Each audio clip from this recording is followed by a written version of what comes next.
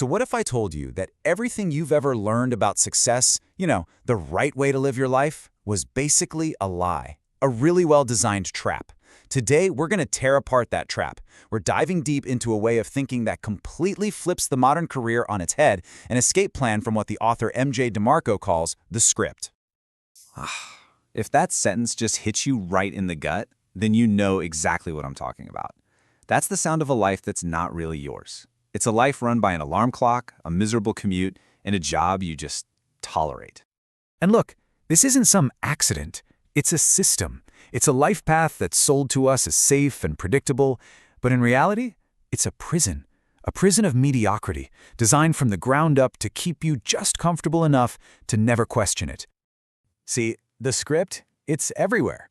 It's the advice you get from your parents, your teachers, from everyone.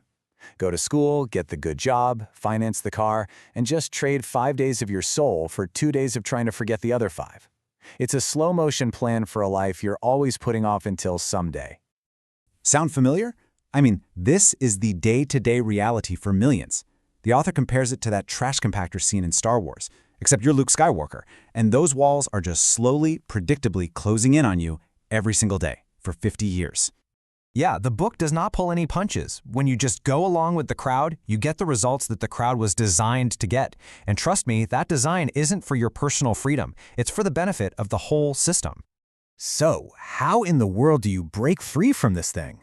Well, it doesn't start with some gentle, quiet moment of clarity. Nope, it starts with a painful, violent wake-up call. The author calls it the "fuck this" event. It's that critical point where the pain of staying where you are finally becomes worse than the fear of the unknown. For the author, it was this slow burn of moments just like these. He was working as a limo driver, and the daily grind, it wasn't just boring, it was soul-destroying. A slow death by 1,000 terrible commutes, 1,000 empty conversations, 1,000 alarms going off in the dark. And this was his breaking point. A moment of just total, crushing despair on the side of a highway that actually became the catalyst for changing everything. That was the moment.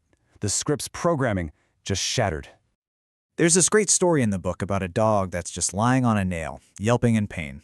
A guy walks by and asks the owner, "Why doesn't your dog just get up?" And the owner says, "Well, I guess it just doesn't hurt bad enough yet." So let me ask you, has your nail started to hurt enough? Okay, so you've had that moment. The "fuck this" event has happened. Now what? Well, the escape isn't as simple as just quitting your job. The real prison bars, they're not out there. They're in your head. They're all these societal scams we've been brainwashed into believing. To get out, you have to see them for what they really are. All right, first up, the consumer scam. This is that deep-seated belief that your happiness and your status are all about what you own. The new car, the designer clothes, the fancy watch that proves you've made it. And this number right here just blows the whole eye wide open. According to the source, something like 85% of all new cars on the road are financed.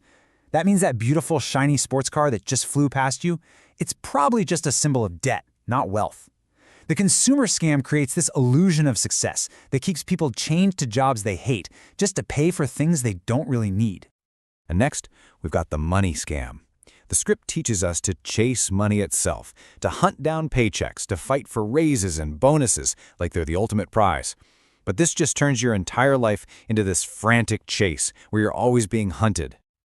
This slide just lays it out perfectly. It's a total paradigm shift. The unscripted person, they don't chase money. They focus on creating value, on actually solving problems for other people.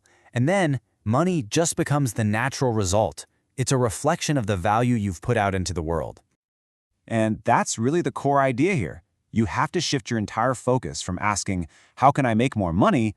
to asking, "What value can I create?" And when you do that, the whole game changes. So, how do you actually do this? It's one thing to think differently, but you need a real plan, right? An actual escape plan. And that plan is all about building a business that is just so ridiculously good it basically sells itself. This is the holy grail. It's called a productocracy. Just think about that one local restaurant that's always completely packed, but you've never ever seen an advertisement for it.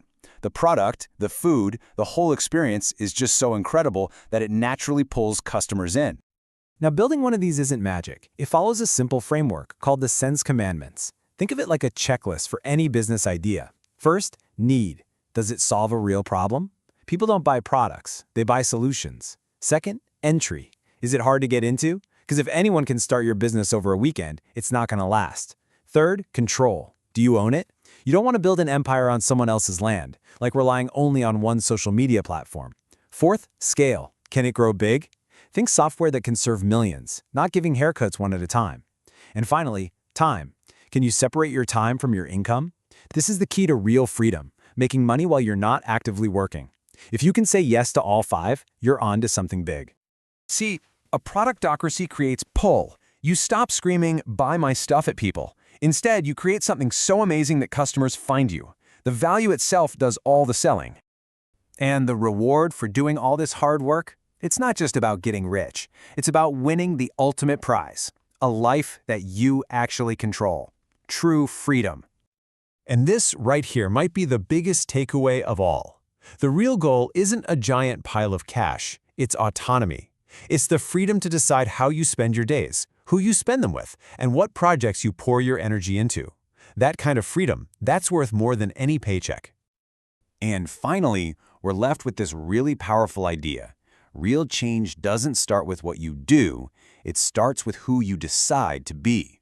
You don't just try to be an entrepreneur, you make the decision that you are an entrepreneur. And once you lock in that identity, your actions will naturally start to line up to make it your reality. So the question I want to leave you with is this. The author realized his life had become a movie that nobody, not even him, would ever want to watch. If your life is a movie, what's the plot? Is it a quiet story about following the rules, or is it going to be the story of a great escape?